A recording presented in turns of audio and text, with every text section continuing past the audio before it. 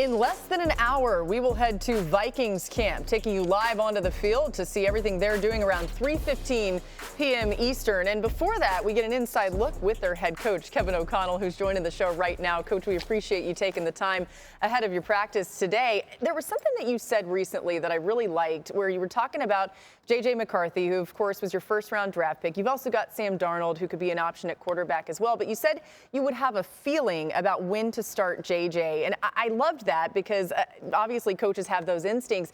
How is that feeling going now as you've had a chance to get really familiar with JJ in your offense? Yeah, it's an ongoing thing. That's been one that's been really positive to start, Laura. It's been one where all of our quarterbacks have really kind of taken a lot of the coaching points from the spring and really went to work over the summer. Those guys have all gotten off to a really good start. I love the way the room's coming together. You sit in that quarterback meeting and there's great dialogue between all of our quarterbacks. Sam, JJ, Josh McCown is doing a really nice job. And Josh is obviously a coach, but as a player in this league was a part of a lot of different quarterback rooms, competitions, things like that. So he knows the important thing is just collectively as a group, everybody going out there with urgency to improve every day and understand we do not have all the time in the world before the regular season starts to go out there and not, have our best pitches because we need that group. It's always been really in every NFL offense, the quarterback's a catalyst for your playmakers, for the rhythm of the offense and sustaining success. So we're looking for all of our guys to do that. And JJ's done a really nice job so far early on in his first training camp. What has surprised you about his play and his talents that you didn't realize before, Kevin? Yeah, you knew he had Adam. You knew he had, the arm strength, and you saw him make some big time throws and a lot of critical moments throughout the national championship season last year. But what I think's been really cool is just to watch him throw the football and really attack some fundamental things, whether it's things we're doing with his footwork that he's really, taking a liking to and showing comfort in, or just flat out some of those situations where you're kind of off the driving range and it's time to go play and the competitor comes out and he makes a tight window throw or drives the ball to beat tight coverage on the boundary, whatever it is. We've already seen those things. And then just the pure excitement. And this guy loves playing football. Mm-hmm. So he knows he's in a spot where we're, constantly pouring into him and trying to get the most out of him every day. But he's not going to allow that or any sort of, unspoken pressure to not allow him to go out there and enjoy playing football as well.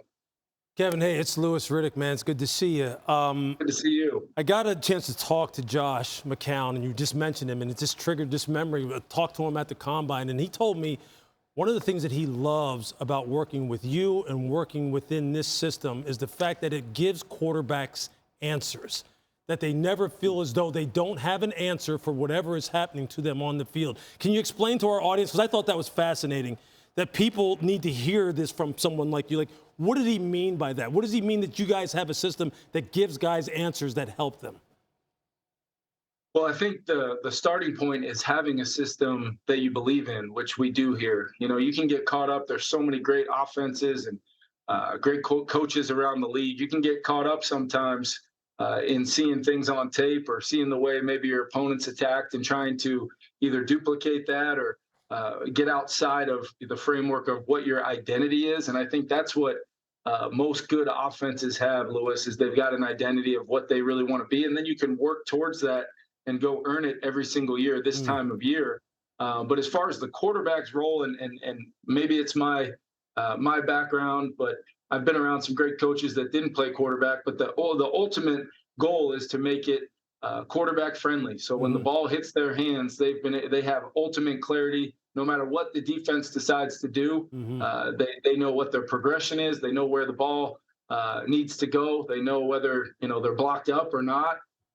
And ultimately, then you can apply. Once they have ultimate comfort in that, then you can apply the situation of each and every down and distance. What is it? It's a third down, just outside field goal range. What's the ultimate goal here to get the first down? But can we find a completion to give me a choice to either go for it on fourth down or maybe even, attempt a field goal once we get into that longer range? Those are things that for me to be effective as a coach, I'd like our quarterbacks to be playing that sort of mental game with me. So it only helped me as the play caller knowing what to expect out of what the quarterback's going to do. And then I think the most important thing is, are you coaching consistent fundamentals and principles, whether it's actual technique and fundamentals, whether it's progressions, whether it's asking the quarterback to see too much. There's a lot of aspects of it that you constantly have to try to find that middle ground on. And that's when you know the comfort of the player can grow each and every day. And it's obviously a moving target. Some days we line up against Brian Flores' defense every single day. He's going to spin the dial on personnels, different looks, different fronts, coverages. Those guys are doing a great job over there. And really, we're hoping that challenge every single day makes our offense even better. That's awesome. I mean, the show goes till 4, and I wish it went to 5. Can you I could just sit here and listen. He's got to get out to practice, but I was like this, coach. okay. That's where people need to tune in to ABC, so good. man. Not surprising, you've become like universally one of the best play caller, offensive minds in ball. So, Coach, my question, I was fortunate enough to play with Calvin Johnson and Vincent Jackson, rest in peace, and Reggie Wayne and Andre Johnson. You guys have Justin Jefferson. How do you balance, all right, we got to build plays and call plays to make sure that Justin's kind of like the focal point while also not trying to force him the football, because you do have an Addison, you do have a Hawkinson, you do now have an Aaron Jones type of guy. What's your mindset on that? Yeah, it's a great question, Dan, because I think Justin, one of the favorite things that I believe really defines Justin Jefferson is his desire to win football games. And then his football intelligence allow him to really kind of understand the big picture, more so than just looking at a stat line. He can look out there and see, well, there's 3 defenders responsible to cover every aspect of my personal route tree right now. But what's that going to mean for Jordan Addison on the other side, or TJ Hawkinson, or Aaron Jones, or Ty Chandler out of the backfield? So first and foremost, he has that, which, you know, as a football guy that wants to help players become the best versions of themselves, Justin, I believe, is the best in football. And those are the types of conversations we have, Dan, that it kind of brings him back behind the curtain a little bit so he can understand why we're doing things, the intent always to make sure he impacts the football game, but how he can maybe do that in different ways. And then I think you can peel it back to this time of year where it's, Justin, here's how great you've been through the first 4 years of your career, no question.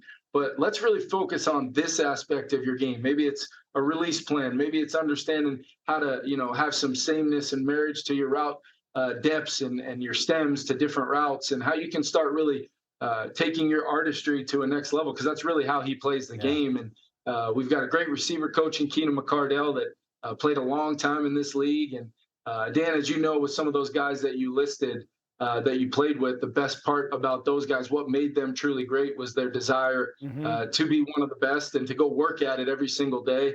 Because in the process, nobody really sees it in the moment, but you realize having a guy like that impacts your team, not only on your offense, but your defense, young guys watching him work every day. So you guys can tell by how I talk about him, how I feel about Justin Jefferson. Man, what a treat to just be a football fan listening to this. Thanks so much to Kevin O'Connell, the head coach of the Minnesota Vikings. Again, we will see their practice around 3:15 Eastern. We'll see Coach out there on the field. We appreciate you joining us here. Good talking to you, Kevin. Yeah, I appreciate it, guys. Thank you.